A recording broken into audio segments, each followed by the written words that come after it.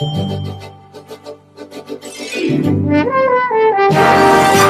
back here on the program Jones and Company, and we have a brave young man who's decided that he's going to come on Jones and Company today to talk about his profession. He is running for the presidency of the Bahamas Bar Association. Theo Burrows, you were educated in England, right? Yes, sir. I was educated actually in the College of the Bahamas at the time. So I started at the College of the Bahamas, Yes. and then thereafter I went to England. What school you went to in England? I went to University of Kent for my Bachelor's of Law, and I went to Northumbria in Newcastle for my bar vocational course. Okay, Godfrey? Mr. Burrows, I can remember Mr. Kendall is telling me, right, that when he told Mr. Adderley, Mr. Jones' good friend, he was a clerk and he had studied under Mr. Adderley, that he was going to go to Freeport, open a practice. At the time, Mr. Nordich was the only lawyer in Freeport.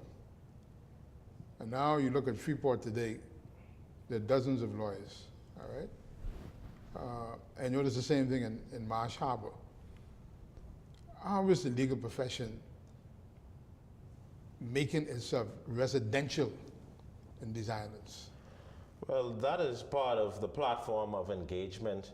And what we have to do is learn to work together, learn to listen to the members in Freeport. I actually plan putting plans together to visit the membership in Freeport and to hear their concerns.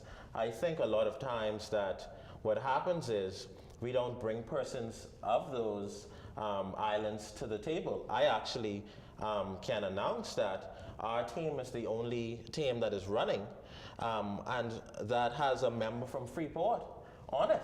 And I thought that was most important. I looked at the other members that I saw have official teams, and there's nobody from Freeport at the table. You don't have, the Bar Association doesn't have chapters? No, the Bar Association has memberships, and the memberships can be in any island.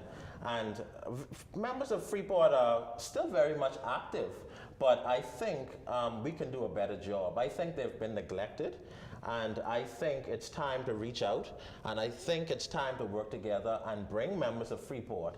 For instance, my firm at Higgs & Johnson, how I noticed the importance of the members of the bar at the other firms. We have a Freeport and an Abaco office, and I see how integral and important members of the firm are there in pushing and developing our firm.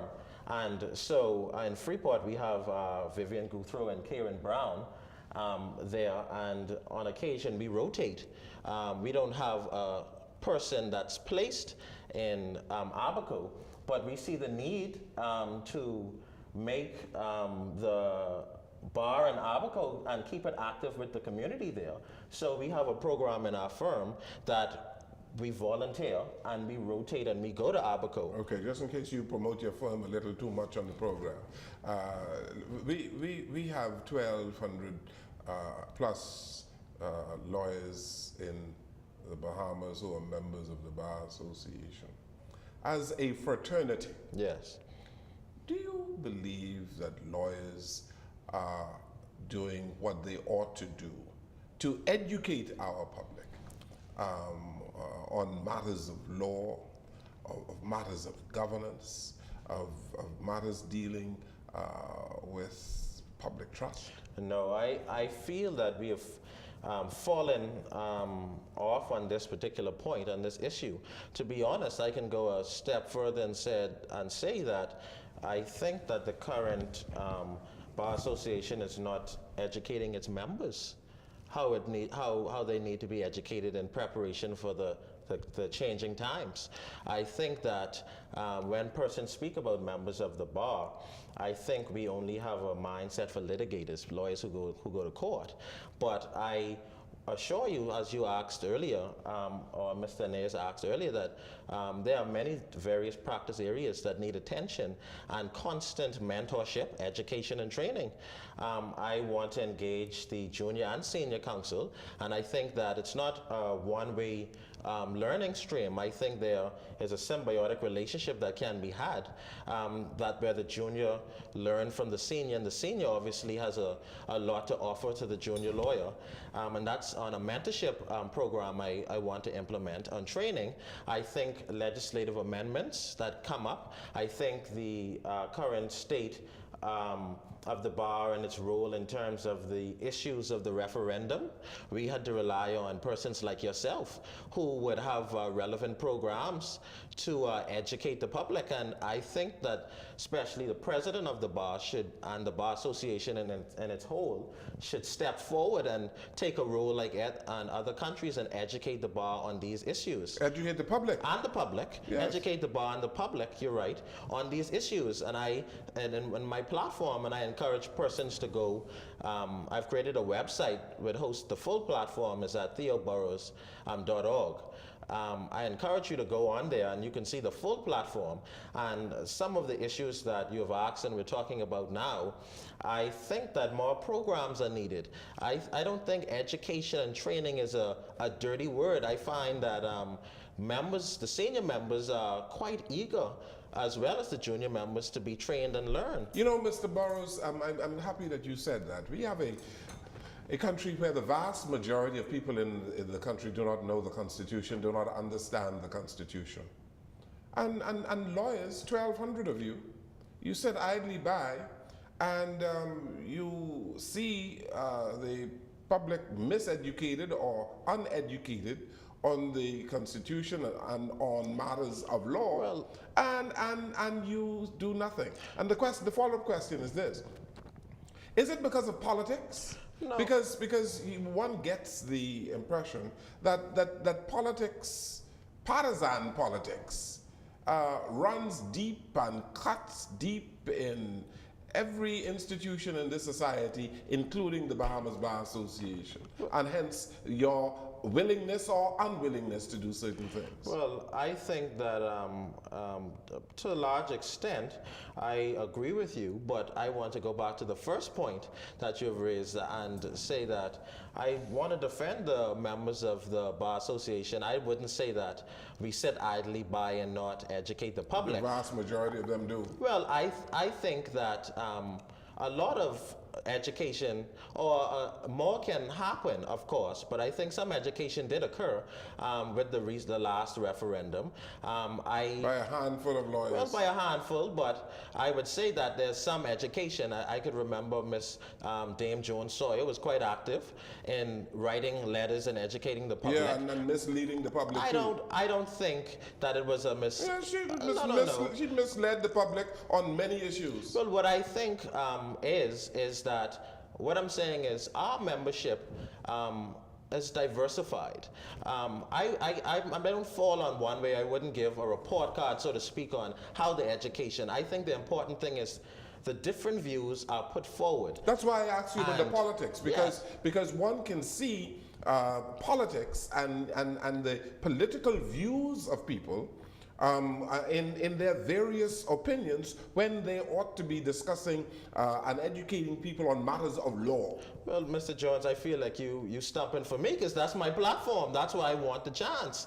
I want the chance to bring the right the wrongs. I want to re-engage the public, to shed those burdens of where it may be political or not. I think regardless of your political persuasion, I think that you have a mandate. And I think, I'm not saying persons of political, different political persuasions cannot hold a position, but I think now it's a human trait. I think we need to find somebody who is willing to uphold the letter of the law, who's able to do the right thing.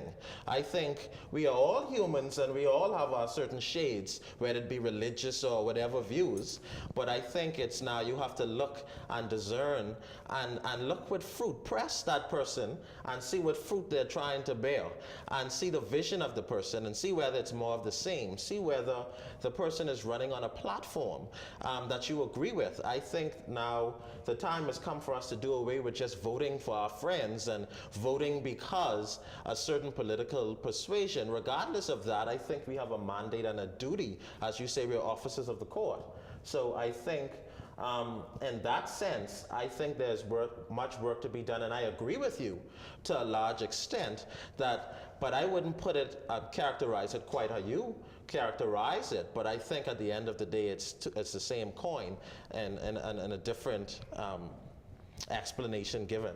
Mr. Burrows, the judicial system in our country Yes. has come under much criticism. Yes.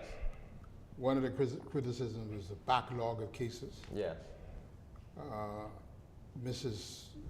Maynard Gibson tried to introduce swift justice, and the appearance is that the fault is with the government side, right? No, I wouldn't. Wait, let me finish now, right? There are two horses in this race, right? There's the infrastructure of the courts and the Attorney General's office, right? But there's also the Bar Association. And I put it to you that the Bar Association has a great deal to do with the backlog and the deficiencies in the judicial system. How do you respond to that?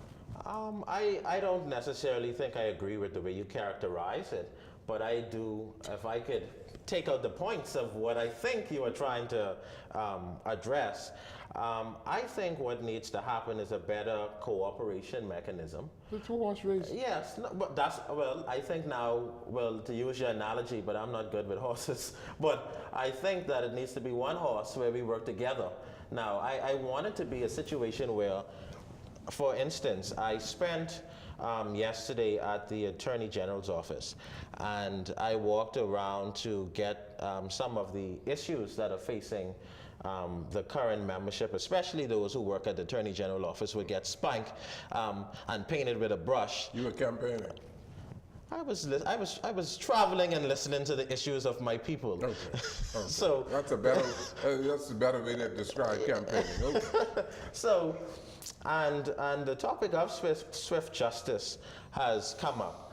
And I think that although persons might necessarily agree with the name swift justice, that doesn't ring a bell in everyone's ears. But I would say that the program and what it represents, I think, is a good thing. How I understand that to be is that, for instance, you have a team of persons that gather, for instance, in a room and look over a file and look and make sure all the checks and balances are there. I see a lot of times, for instance, a file may come from the police officers and it is charged. But what used to happen a lot of times is that the things that a lawyer or prosecutor may need might be missing from the file. And sometimes that is not to put on blame of anybody not doing their job properly, so to speak, but it was an issue that persons were not working together. So programs like Swift Justice now brings the department together, and I think we need more programs like this. Yeah, to what extent did the Bar Association buy into the Swift Justice initiative, you know? Well, I cannot speak in terms for the Bar Association, but I can speak for probably myself and persons who I've spoken to, and I think for the large part, when you take out, for instance, the politics, and you remove your likes and dislikes of persons, but when you look at the issues and you look at what is trying to be achieved, I think we all can agree. I don't think we have, no, there's always room for improvement in everything. Yes, the point is that the Bar Association is overly politicized, and depending on where your political allegiance is, that you can do well or not do well in the Bar Association. Well, what I want to do now is to show you and prove you wrong in terms of I am the candidate who is not going to take a political approach but do what I'm supposed to do. I'm going to do right by the membership. Don't tell anybody which political party you supported. Well, okay? Because you might win or lose on the basis of that. Well, I don't think so. I think what has happened with this wave, that a lot of members, regardless of political persuasion, a lot of them are actually quite excited that I'm running. I know I have some turbulence, and no matter what I would have done, you could walk to the corner and have turbulence. So I'm not worried about that. But I find that persons are reaching out to me on any side. Members, I don't look at it personally and maybe because I've lived away so for a moment in time. I was in China for 2 years, and before that I was in England, so I spent a large part being exposed, and living abroad teaches you now to look past certain alliances and look and connect with persons. You speak Mandarin? I speak Mandarin. Cantonese? No, I don't speak Cantonese, but that Mandarin, and I'm interested in learning Spanish.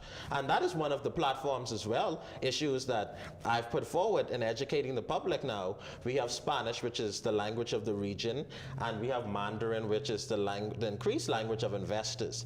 And whether you like it or not, and whether you agree with views on who should come, the fact of the matter is that Mandarin is now the predominant language to know for investors, and I think don't you have a responsibility to your country in the fact that we have over 50,000 Haitians here? Yes. Shouldn't there be some fluency in Creole? French? Yeah? Yes, and I agree. And actually, in the College of the Bahamas, I could commend the persons who set that program up and the government for carrying it on. I don't know. I know when I was there, we took Creole classes. Okay, all right, let's take a final break here. This is Jones and Company, and Theo Burrows, our guest on the program today. We'll come right back.